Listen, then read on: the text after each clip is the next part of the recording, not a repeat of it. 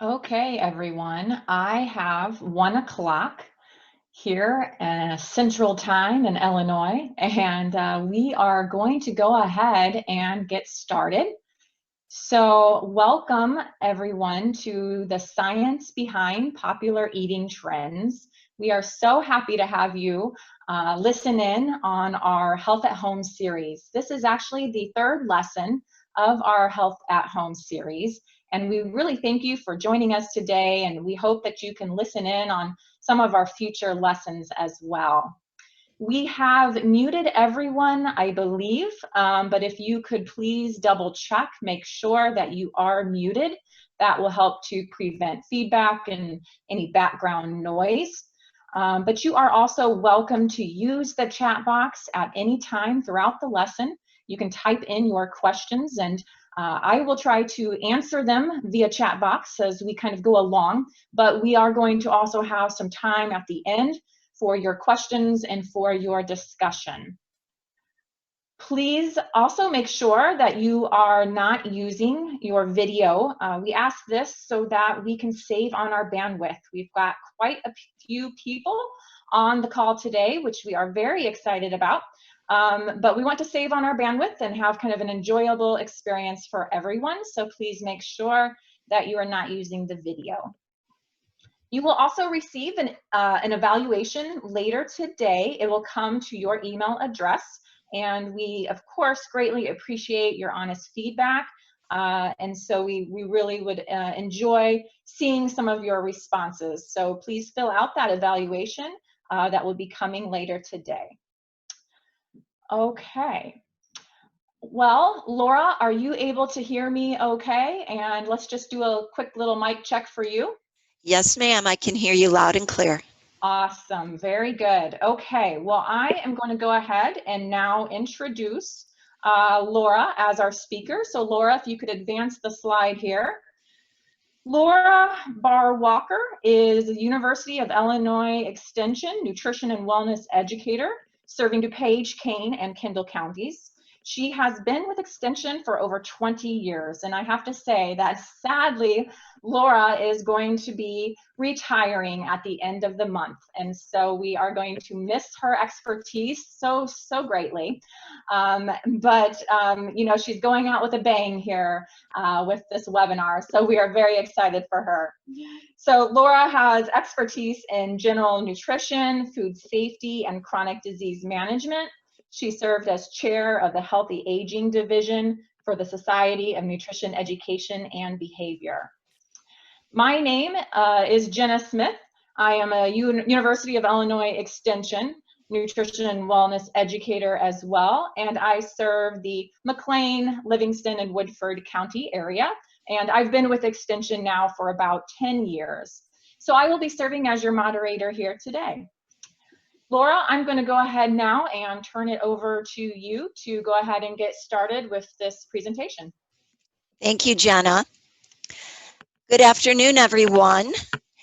As you know, there are thousands of different diet plans out there, and dieting is nothing new. But the weight loss industry continues to grow each year. In 2018, it reached $72 billion in revenue. It's a business and a very lucrative one. And what we're doing here today is to kind of look at different diets that are trending, and then also look at evidence-based diet and kind of do a little weight of each one, looking at the pros and cons, and just gaining awareness and increasing knowledge, and then learning, if you don't already know, to identify potential red flags of a diet plan. We're going to look at these 7 eating styles and kind of pull out the good and the evidence-based, and that's kind of what our focus is. The paleo eating plan is where we'll start, and it was kind of introduced or known as caveman, Stone Age, hunter-gatherer, Paleolithic. And the hypothesis behind it is that our bodies have not been able to adapt to a modern diet. And that is what is causing the modern day prevalence of diabetes and heart disease. So we are going to look at kind of the debate.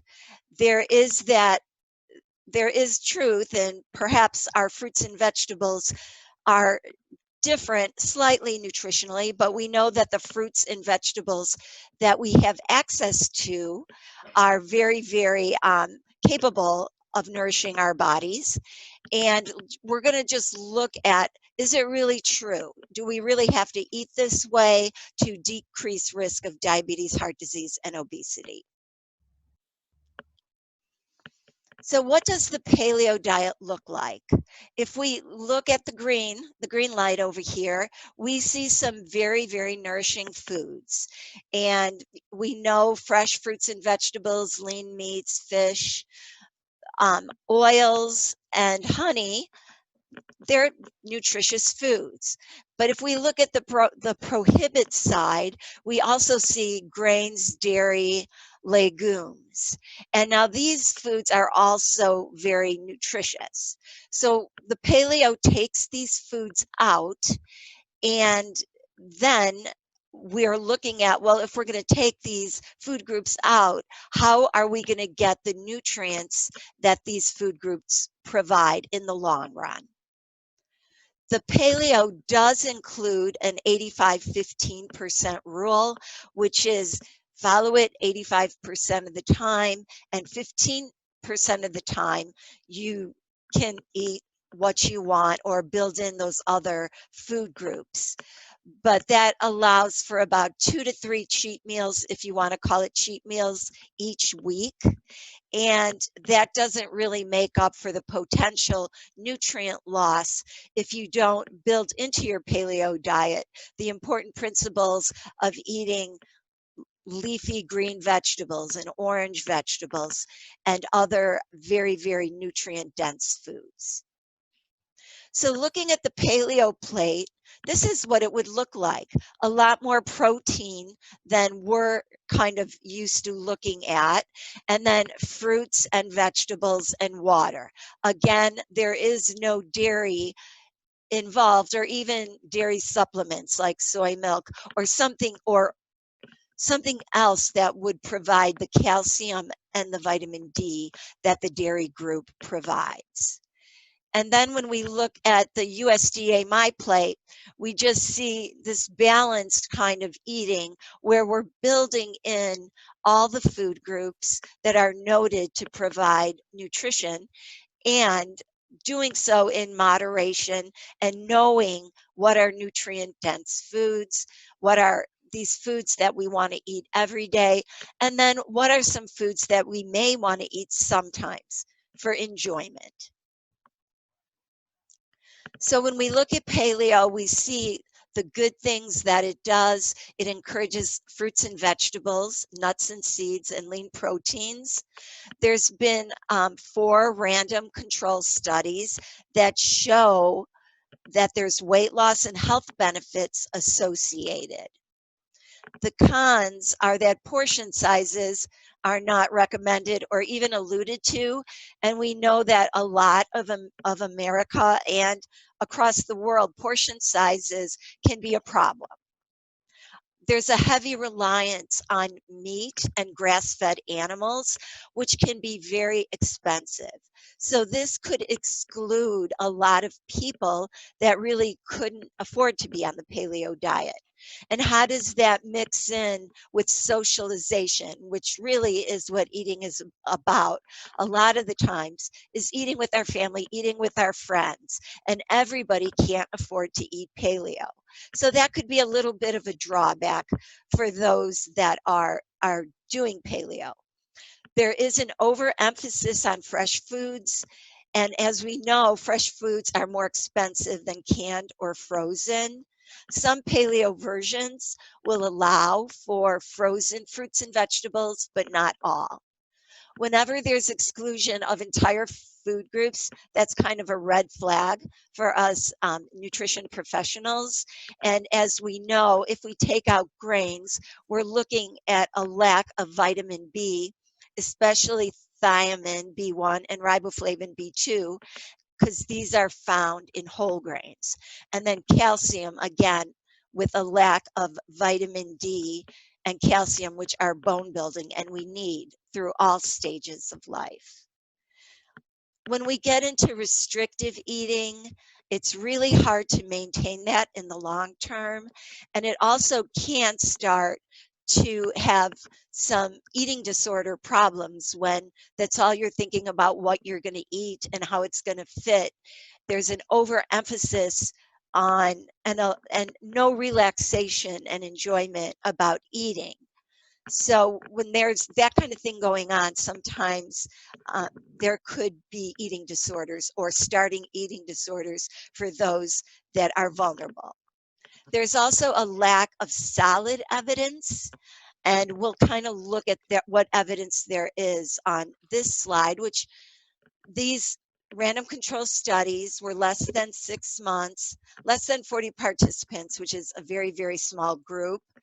And we know that we need like long-term high quality studies. For doing it in the short term, again, to drop some weight, you really have to look at the overall advantage of the diet.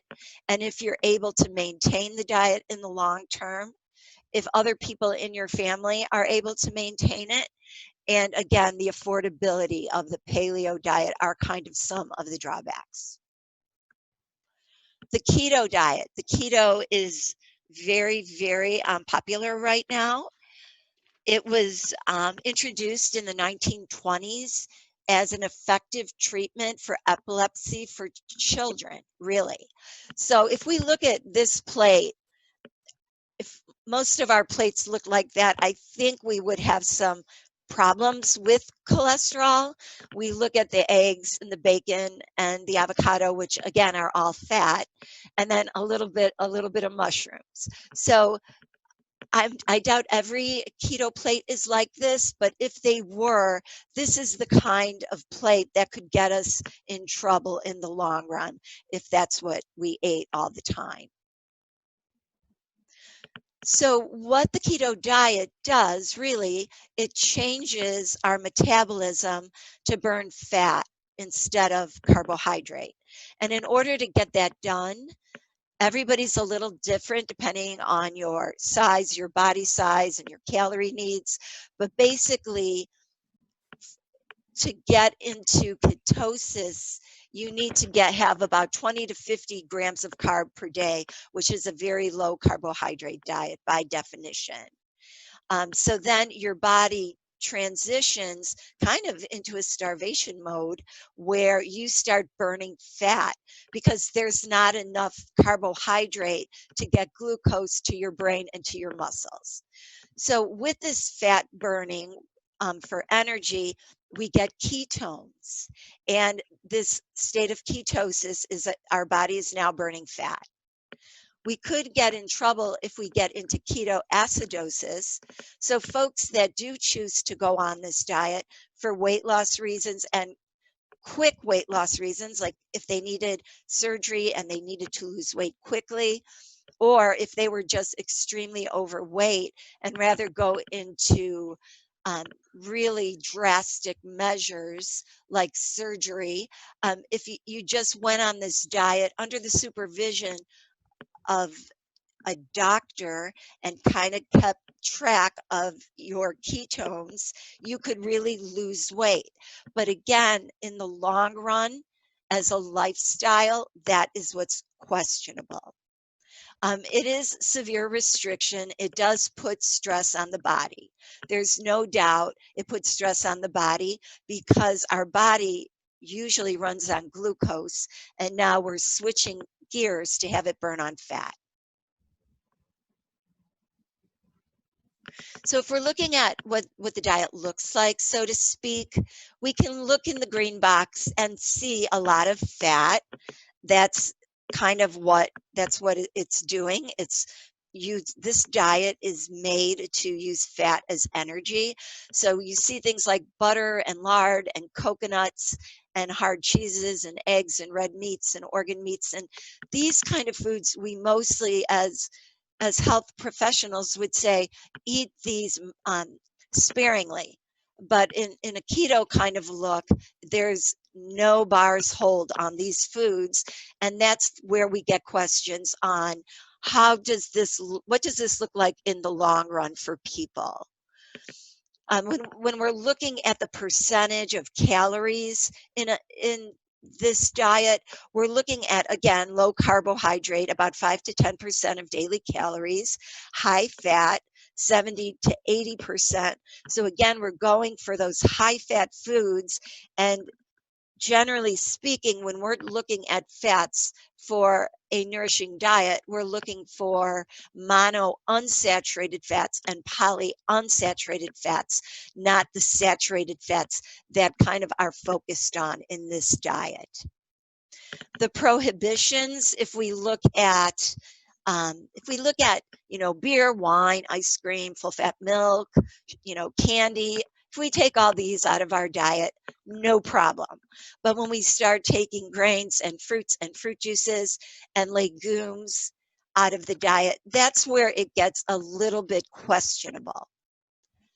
Especially when you think about it, if there's a vegetarian person, they would have a really hard time being on the keto diet. So what we hear good things about the keto is that people aren't hungry. With a high fat content, we know that fat keeps people satiated. So when you're satiated, of course, you're not hungry. But we also have to remember that fat has 9 calories per gram, where carbohydrates and proteins have 4 calories per gram. And as nutrition professionals, we really can't take calories out of the picture completely. The random control studies show weight loss and some health benefits that we'll talk about on the next slide. Some of the cons: increases LDL cholesterol. So we know that that's something that when we go to the doctor, they're watching, they're looking, and if we can't have that within a healthy range, then we need to change our diet. And if that doesn't work, then we need to go to medications, because consistently high cholesterol can cause heart disease and stroke in the long run. The keto flu, it's not fun, but people go through it, again, aiming for that weight loss, which so many people are looking for in our culture. The keto flu is a real thing, and people get it in different variations, but what you can expect is some fatigue, brain fog, nausea, headaches, irritability, and constipation. When you think of it, if you're not eating the fruits and the vegetables and the whole grains with fiber, that alone will cause constipation. Any restrictive diet has its liabilities when it comes to being able to adopt it as a lifestyle. And that's what we like to see, is people eating for life, making small changes that help us develop patterns that aren't being on a diet, quote unquote, but it's an eating style. So here is some of the evidence with the keto.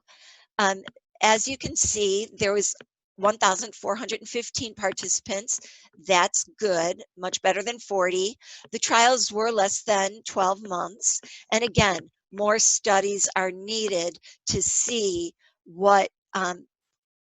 how can we use this diet? What is the best tool, and what adaptations can we make to it as people go on it, and then they look at coming off of it by adding these food groups back into their diet. Intermittent fasting is a hot eating plan now, and fasting has its benefits, definitely. Time for fasting to let our digestive systems get a rest, just to kind of quiet the body. And fasting, it has been shown, for centuries, that people have fasted, and there are benefits with fasting. The important thing to know about fasting is that you need to have time frames because we don't want to put our body at risk of not being nourished. So there's different ways of fasting. If you were to go on the internet, you would find probably about 100 of different combinations of how to fast. And we're just going to take really kind of an overview in fasting. So we're looking at alternate day fasting and restricted eating window. That's what I'm saying. Can someone? I think I can hear everything now. So we were talking about intermittent fasting, and I think what we want to focus on with this, it's that it's really, if we're going to fast, we have to look at, say, take it week by week, decide on the plan, and at the end of the week, to lose weight, we have to have less calories than we would have had if we weren't fasting. There is kind of a tendency when we restrict, as I mentioned before, when we restrict, food becomes more of a focus. We think about it more, it's in our mind, we're thinking about, well, what are we going to eat next? And, you know, it becomes, I don't want to say an obsession, but it could become an obsession. So what we do want to look at is take it week by week, and at the end of the week, when you look at those calories, you look at, well, did this work for me? Did I fast one day and I was so hungry the next day that I just feasted and I kind of knocked out my calorie, you know, my expected calorie count for the whole week because I was so hungry. When we talk about fasting too, depending on your body, everybody's body is individual. People can eat on fasting days between 100 calories and potentially 500 calories if you're a large person. And we'd really like to see, when fasting, super important, is to drink a lot of fluids, a lot of water. And, you know, you can make water more palatable by squeezing some lemon or lime juice in it. Just kind of very, very low calorie drinks like tea or water. And then when you get into tea and coffee, I know for myself, if I don't eat and I have caffeine, I get shaky. So if I were to do a fast, I would not have any caffeinated products because I know how my body reacts to caffeine. So it's something kind of to keep in mind. And again, we're all individuals and we need the same nutrients, and we look at different ways to get those nutrients and to attain a healthy weight. So with alternate day fasting, as you can see, there's not 2 days together for the fasting. So there's alternate days where on this one, it would be considered a 5 and 2 kind of fast because you're eating for 5 days and you're fasting for 2. And then this next week, they just switch up the different days. So when you look at this, you have to figure too, what do you have to do on the days and what days work best if you're going to fast, what days would work best to fast. Another kind of fasting is restricted eating window. So it's really, and this is a little bit of a drawback, they don't really talk about what to eat, but when to eat.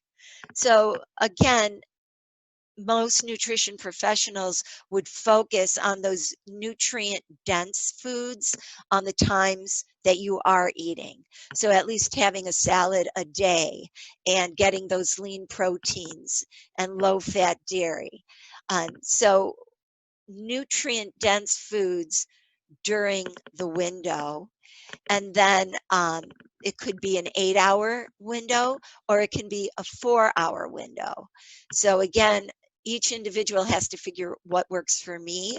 I know, again, I can talk for myself. If I had to get all my food in 4 hours, I think I would get a stomach ache because I like to eat small portions of food frequently.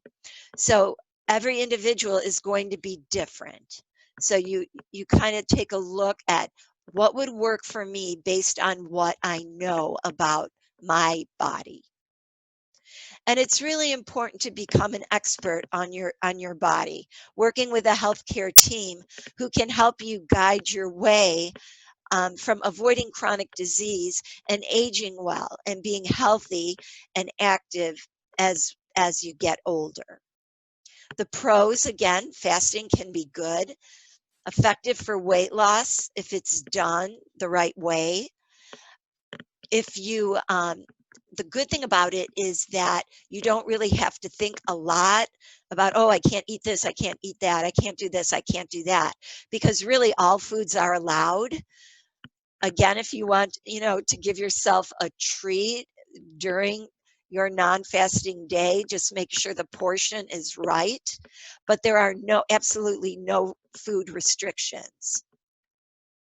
As I mentioned before, hydration is super important, really, with any kind of eating trend. Whenever you're going to eat differently, and especially if you're going to burn calories differently, staying hydrated is very, very important. The cons, it can be dangerous. If somebody decides they're not going to eat for 3 days or something, that's probably not a good idea. If you have chronic health issues, or you're an older adult or a teenager, probably not the best thing to do unless really you have a doctor helping you along the way. And a lot of times there are reasons to fast, and there are really important reasons to lose weight, but we just have to make sure that we're doing it in a way that's not going to harm our body in the long run. So these are the to-dos, eating ways, fasting or non-fasting. Nutrient-dense foods, I mentioned that a few times during this presentation, and then we're looking at those foods that really nourish our bodies, like fruits, vegetables, lean proteins, low-fat dairy, and whole grains. So with all that, they contain the vitamins and minerals and so forth. We do want to make sure we're getting that protein, whether it be of a vegetable origin or an animal origin, because we don't want to lose muscle when we're losing weight. We want to burn fat. And when you think of the keto, that's what the keto does. But any diet that you're on, you don't want to start breaking down muscle for energy. You want to have enough carbohydrate to prevent muscle wasting, and enough protein to have muscle building, because any good eating style or health goal will have physical activity as part of it, because eating healthy and moving at least 150 minutes a week are the power twins that help us stay healthy. I mentioned consuming enough fluids, and then just making sure you don't get dehydrated. There was a University of Illinois in Chicago study. It was a 12-week trial. Again, not very many people involved, but as you can see, some of the benefits that they saw in 12 weeks. So most of the time with eating plans, we are looking out for like a decade. That's kind of, after you go on a diet or do an eating style for a while, really the bottom line is, what are you looking like 10 years, at least 10 years from now? Did it really help you, whatever your goal was? Did it help you lose weight? Did it help you get stronger? Did it just completely just help you get better health? And that's kind of the bottom line in what we're looking for. The Whole30, it's set up like a fast. 30 days is really not a diet. And remember, the word diet is kind of getting to be a bad word with health professionals. We want to look at eating styles and eating trends.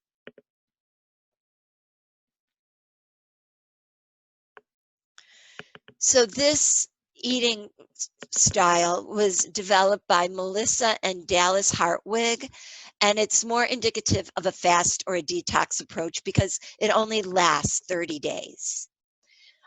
The Whole30 makes claims such as it will improve your relationship with food, and research shows that heavy restriction does not improve relationship with food, improves metabolism, and it cures digestive inflammatory problems. Whenever anybody says they're curing diseases, that's a red flag right there. That's when you really have to dig in and look at the research.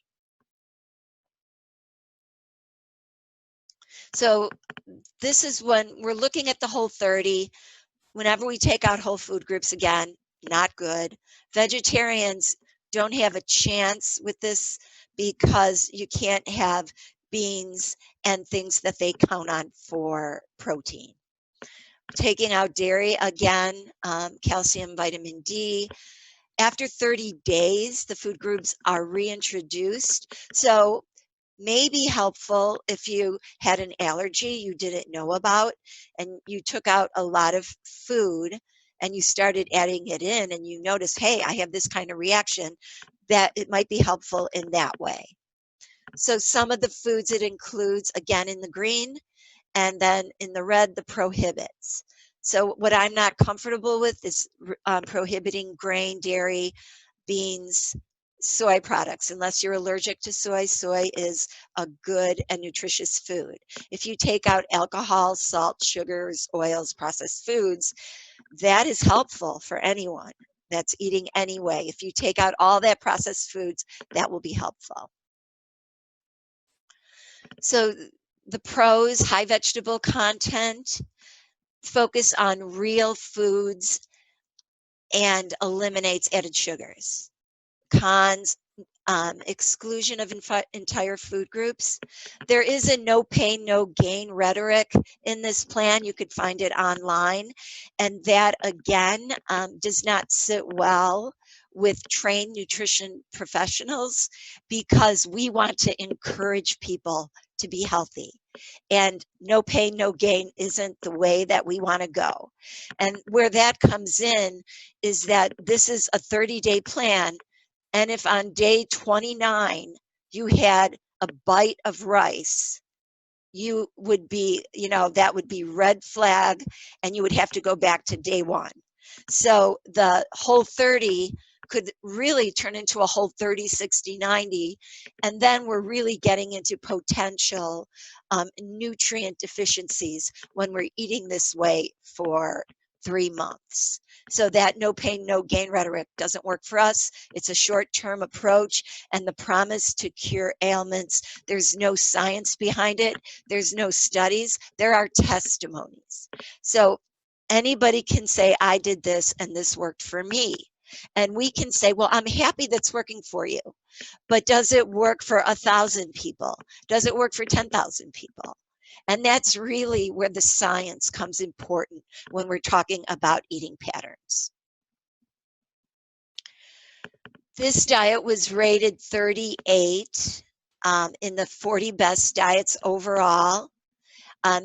These folks that rated the diets were doctors and dietitians and people on the cutting edge of human nutrition, and they rated the diets. So again, they have the science backing them up. In this, they rated it in 7 categories. The first is, how easy is it to follow, and is it sustainable? What's its ability to produce short-term and long-term weight loss? How nutritionally complete is it? And also the safety and its potential for preventing and managing diabetes and heart disease. So these 7 are like a powerful 7. So to be rated 38 in the 40 out of 40 is really not good. So with all this information, how do we sort through everything? On the front end, again, looking at red flags. I think I've mentioned all 4 of these. and I'll allow you to read them. And whenever we see this, we know that it's really not based on much science. Maybe testimonials, maybe a little science, but not a whole lot of science. So when we're looking at research and we really start to get down to the nitty gritty, we want to look at how many people were studied, and how many studies have actually been done, what or who was studied, what kind of people were studied. Were they older adults? Were they people that were sick? And who wrote it? You know, if somebody has any kind of benefit associated with the study, that might be, you know, you might want to dig a little deeper and make sure that other science coincides with that. And then where is it published? Is it published in medical journals or dietetic journals? These are the kind of facts that we're looking for when we want to know, is this true and how does it work? So what is a healthy eating plan? I'm sure a lot of you people on this call know. We've been looking at the dietary guidelines for Americans for many, many years. They are updated every 5 years based on the latest research to help Americans make smart choices about food. My plate is based on the dietary guidelines. So every 5 years, the research is updated, and the professionals and the experts get together and have conversations about next steps in promoting healthy eating. The Mediterranean diet, researchers began looking at this in the 1940s when they noticed people of the Mediterranean were living very long and very healthy, and they had much less heart disease than Americans. So with that being said, we started looking at, well, what's working here? Why is this working for people? And this was ranked the best diet overall according to that world report based on those 7 principles. So this was number 1, and the DASH diet was number 2. And when you look at kind of the basis of this diet, right at the, you know, we used to have the pyramid. This is a Mediterranean diet pyramid. And at the base, you have socialization. Eating is social. Being with people, we need that. So again, when we have eating patterns that are very restrictive and not everybody can adapt to them, that kind of takes the joy on some of the socialization and eating in general. We look at the actual foods in the Mediterranean diet, and we see whole grains, we see olive oil and monounsaturated fat, and they have lots of olive groves there, so it's easy for them to get that olive oil, but many different types and different colors of fruits and vegetables. Their protein sources tend to be fish because they have the Mediterranean Sea there, and it's easy to fish and get the protein source that you need right there.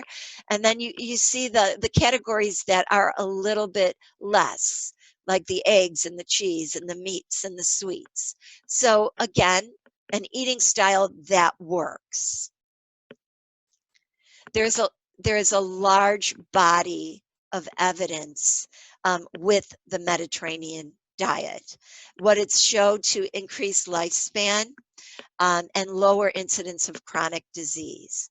So if you look at these numbers, 4 million subjects followed for 4 to 8 years. 1.5 million subjects followed for 3 to 18 years. This is what we're talking about, a large body of evidence. The DASH eating plan was set up for people that had high blood pressure.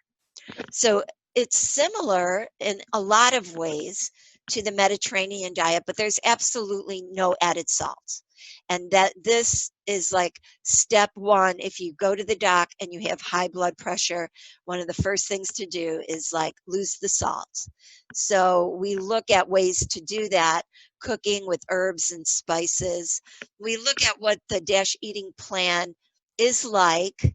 And again, lots of fruits and vegetables, lean protein like fish, poultry, legumes, nuts, and then the DASH eating plan limits red meat and lots of sweets and added sugars and added fats that we find in processed foods. The DASH eating plan is high in nutrients that are crucial for health, and it's low in substances that are not good for health if we have problems with cholesterol. So the only way that you know you have problems with cholesterol is to get a blood draw. And if you go to your doctor and you find out that your cholesterol and triglycerides are high, then you know for sure you have some work to do, either by lifestyle, which is the first line measure, is to get it done with lifestyle, and then potentially medications so you don't end up with heart disease or stroke. Studies have shown that blood pressure can be reduced in 2 weeks, and that systolic blood pressure could drop by 7 to 12 points. So again, healthy eating looks different to everyone because it reflects personal preferences, values, tradition, culture, and budget. For a more personalized diet, consider making an appointment with a registered dietitian. It's especially important if you're dealing with a chronic disease.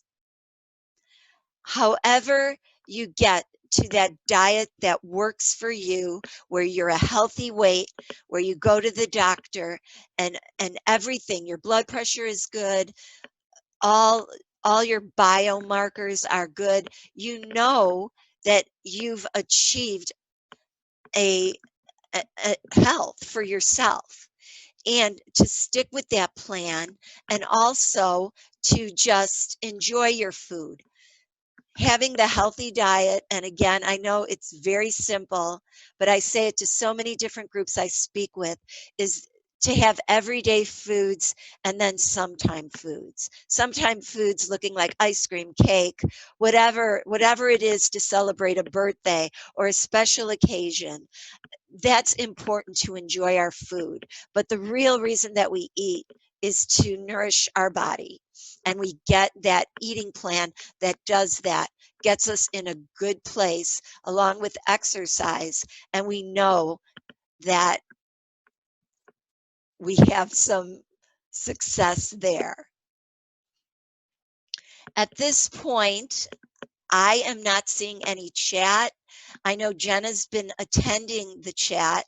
So if anybody has any other questions, we would love to answer them. Please fill out the evaluation. It really helps us get an idea of the impact that we're making and how we can improve. I appreciate you all taking time out of your day to come and spend some time with us here from University of Illinois Extension. Yes, thank you, Laura. There's been a lot of good conversations happening here in the chat box. One that has not been answered yet, Laura, says, what does 2,300 milligrams a day look like in terms of measures that we are used to? So in terms of teaspoons, for instance, which is what we would be most used to, what would that 2,300 milligrams be? That is about a teaspoon. A little bit less than a teaspoon of sodium is the recommendation. If you have a chronic disease like high blood pressure, potentially heart disease, depending, on your biomarkers, that would be reduced to 1,500 milligrams. Very, very good. Okay. I just wanted to also just say one comment that someone had said, one of my biggest problems with the Whole30 diet is that I believe it puts too much emphasis on identifying food sensitivities. This can lead to unnecessary stress, anxiety, confusion, and restriction. Um, Too many people are kind of too quick to blame every ailment on food that they are consuming, but there are many factors that play into a lot of perceived digestive distress. So identifying food allergies or sensitivities must be done under supervision of trained medical professionals like registered dietitians, medical doctors. So, I just think that was it's a good comment as well too, in terms of that Whole30 diet. Is there anything else that you wanted to kind of say to that then, Laura? I absolutely agree with that statement. The only way that you really know about food allergies, sensitivities, is to work with a healthcare professional. Very good, very good. And I do want to also point out one other comment that I thought is really good, because it is something that I think a lot of people maybe misunderstand, that the Mediterranean diet does not have to be Italian in flavor. And that is so true. I like to follow kind of more of a Mediterranean eating plan, but I will just admit I do not like olives. And so that is not something I'm going to enjoy. But I think that was a good comment as well. Yes, thank you for sharing. Absolutely. Okay, let's see. One other one that I think I just missed. Are there any figures about the percentage of American adults that follow the My Plate recommendations? Do you know, Laura? I haven't had a chance to look that up yet to see if there are any numbers as far as the percentage of American adults that actually follow the My Plate recommendations. That is an excellent question, and I have to say, if you would just identify yourself via email, we as a team, the Nutrition and Wellness team from University of Illinois Extension, can do some research on that and get back to you. Right now, I do not have that off the top of my head or in my notes. The only thing that I can speak to is that I do know that only about 1 in 10 American adults get the recommended amount of fruit and vegetables.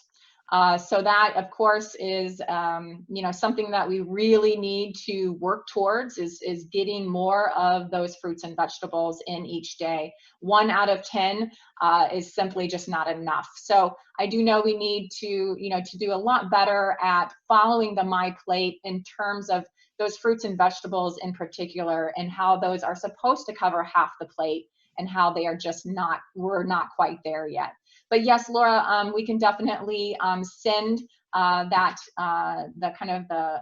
question or the answer to that question through our email, and maybe we can just do that as we send out the evaluation as well. Okay, looking here, let's see. What are your thoughts on intuitive eating? Do you want to go ahead and answer that question, Laura? Any thoughts on basically, intuitive eating? I think intuitive eating works for me, and I have to say that my education and my experience with food is very, very helpful in using intuitive eating, like eating when you're hungry, stopping when you're satiated, not waiting until you're full.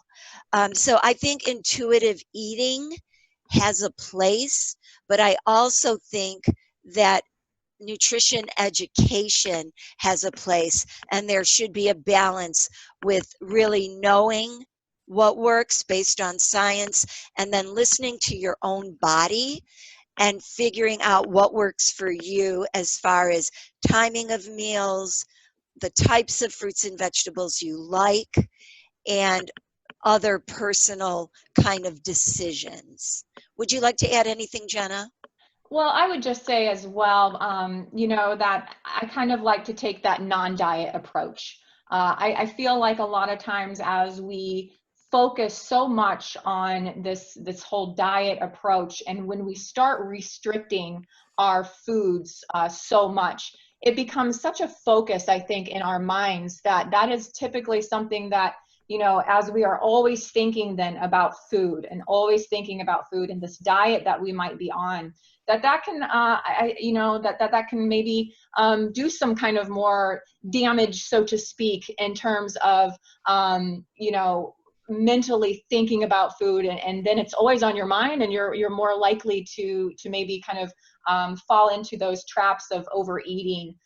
So I just think that, you know, a lot of times, like with what Laura has said, is that, you know, if we can kind of be more intuitive in terms of listening to our bodies and listening to what our bodies truly really need, I think it can be certainly a good approach.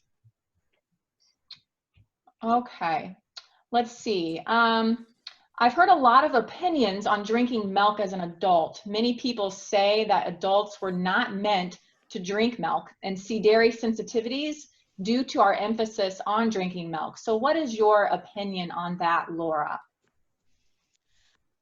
I drink milk, and I drink different kinds. I like both low-fat cow's milk and soy milk. I did have I did have low bone density, so I had to make sure that in my diet I am getting enough calcium and vitamin D.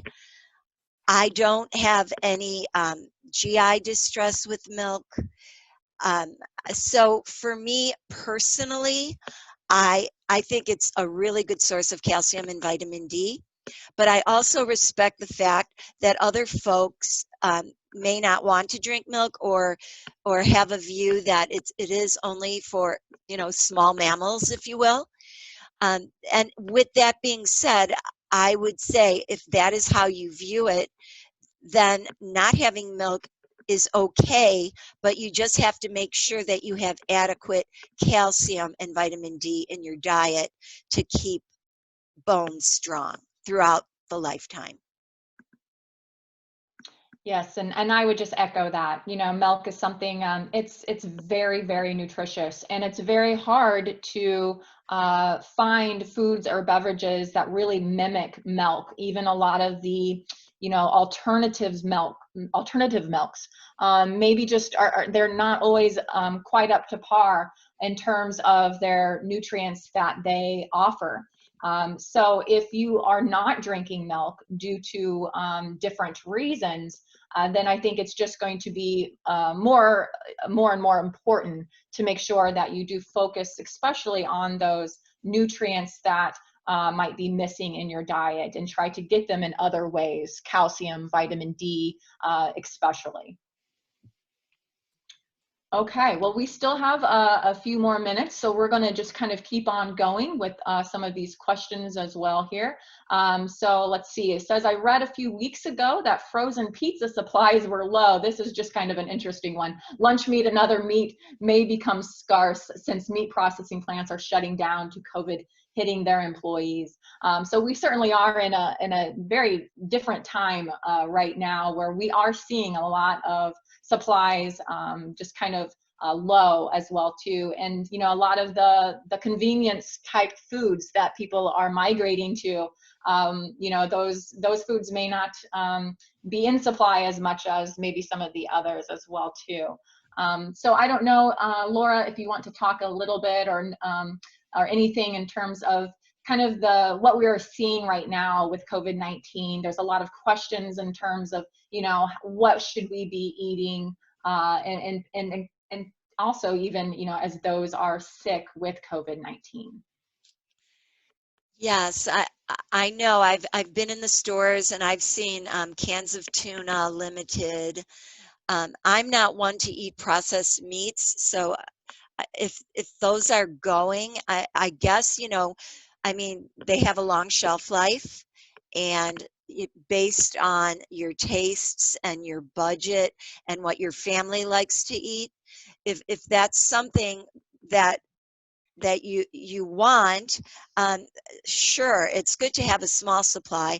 I think it's really, and this isn't nutrition, I think it's really important to note um, just resisting hoarding. I was looking for ibuprofen on the shelf for a few trips to the store, and then I went to this one store and there were not ibuprofen, Tylenol. There were 3 bottles left, and so I could have taken all 3, but I just thought, you know what? I don't want to hoard. I only need one. It'll probably last me for a month. And if I get the virus, that's kind of the recommendation, is to take Tylenol out of any other medicine. I usually go to the ibuprofen. That's why I said it. But I know that I've heard that Tylenol is the fever reducer and the kind of the treatment for COVID-19. So I would just say, get what you need, get what you're comfortable with. But again, the sadness that when some people, just remember there's people behind you looking for the same item. Yes, and I have posted in the chat box some COVID-19 resources from University of Illinois Extension. We have been working very hard at providing a lot of resources in terms of COVID-19. And so hopefully you can check those out. Please do so. Please look through all of those. There's a lot of information in terms of what to do with leftovers that you might have if you're cooking kind of bigger meals. There's a lot of information on how to store, foods, freezers. Can you freeze, milk? Can you freeze bread? So those are a lot of questions that are being answered, in that kind of COVID-19 resource area. So please check that out. We know too, as I saw a question on, how, do we need to worry about washing our produce? And so yes, with fruits and vegetables, it's really just like always. We do need to wash those with cool running water before you eat them. And so do make sure you do wash those. You do not need to use any other, soaps or chemicals or anything like that. Just simply washing it with water is going to be the best. And of course, before eating, always wash your hands with soap and water for 20 seconds. That's always going to be very important as well. So, so with that, I think we've got just a couple more minutes here. And so one more question that I wanted to take. It says, what do you think about Weight Watchers? Laura, do you want to comment on Weight Watchers and your thoughts for that? I think people have a lot of success with Weight Watchers. I think that they promote healthy eating, and I think the accountability of a group is very, very helpful with weight loss. I've never personally had an experience with it. I mostly know people that have gone to Weight Watchers and have had success. I also know people that have gone to Weight Watchers and then just kind of went away from it. But it seems to be helpful for weight loss. And Jenna, would you like to add anything?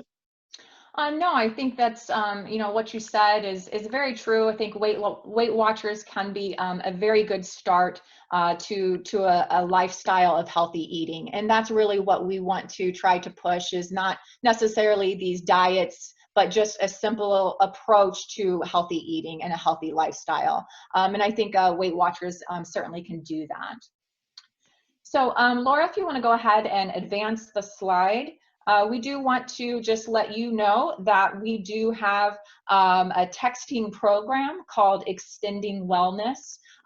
So if you would like to sign up for that, there is information there for you to be able to do that. We do not share your phone numbers at any time. However, you do get text messages about 1 to 2 times per week.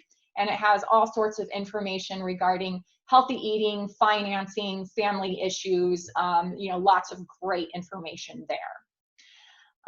If you want to advance the slide again, we also wanted to let you know that we do have more webinars coming up. So please join us for our next one. This one is Every Step Counts, getting the most out of your activity trackers. So I'm very excited about that one. That is coming up Wednesday, April 29th. And that is from 1 to 2 p.m. Central Time. And I do apologize for all of those who were on Eastern Time or even other times that maybe came on a little early. Hopefully we didn't miss anybody if they're coming on late. But these webinars are in Central Time. So just please make note of that. Okay, I think that is all that we have here today. We will be sending you an evaluation, of course. We ask that you please try to respond to that. And we also will be recording. We have recorded this webinar, and we will be posting that on our YouTube channel. And we will plan to also email that out once it is available so that everybody can have that. Okay, I think that's it. Laura, do you have anything else? No, I think we covered our main points. And again, I just want to thank you all for joining University of Illinois Extension. And we hope you come back for our coming up webinars. Very good. Thank you so much, everyone. Have a wonderful day.